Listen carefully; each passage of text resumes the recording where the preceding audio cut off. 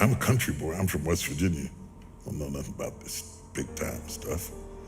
I never even asked to be big. I wanted to be effective, not famous. Famous is the consequences of being effective. I didn't know nothing about being famous and I didn't like it. And so there I was, and when you're first new, everybody attacks you first and figures you out later. Because though we say you're innocent until proven guilty, the reality is you're really guilty till proven innocent. But I didn't know that then, and I was young, upstart. You have to understand that you're looking at a 60-year-old man, but you're talking about something that's happening to a guy in his late 20s, with little kids. And the first time I was in the Washington Post, the article was so vicious it made me nauseous. I was so shocked that you could say that stuff about somebody you didn't even know based on assumptions and a little bit of this and a little bit of that. They piece it all together and you don't get to say anything back. So I decided I don't want this. I was preaching for Pastor Bishop Donnie Mears, and nobody knew it because preachers can override their feelings and function. I preached, the place was on fire, but inside I want to quit. I told God, I'm through with this. I'm not going through this. I don't need this. I don't need that. I'm a guy who likes to go get his own chicken wings. I don't have to have all of that stuff to be happy. Because I wasn't raised with it. I can make it. You can throw me in an apartment and give me just a little skillet, a cast iron skillet. You know what I'm talking about? And some seasoned salt and stuff and a couple of wings. I will run you out of here. I will run you out. Okay.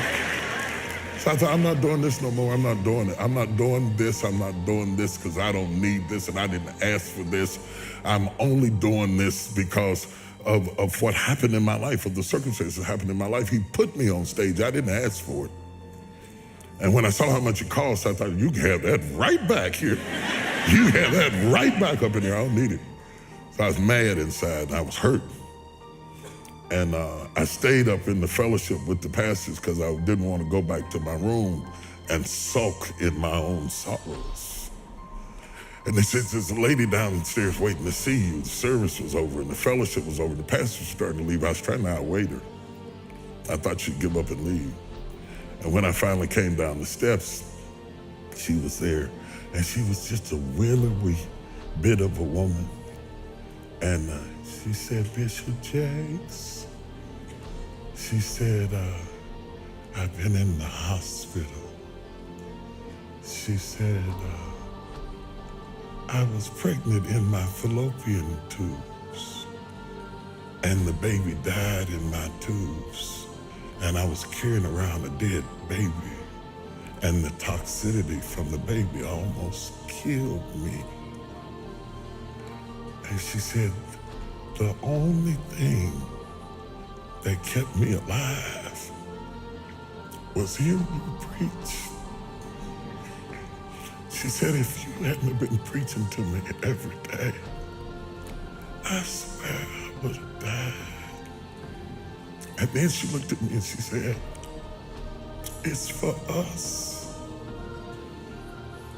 It's not for them. It's for us. It hit me so hard. I didn't even get her name. I got in the car and cried all the way back to my room because she reminded me why I was there.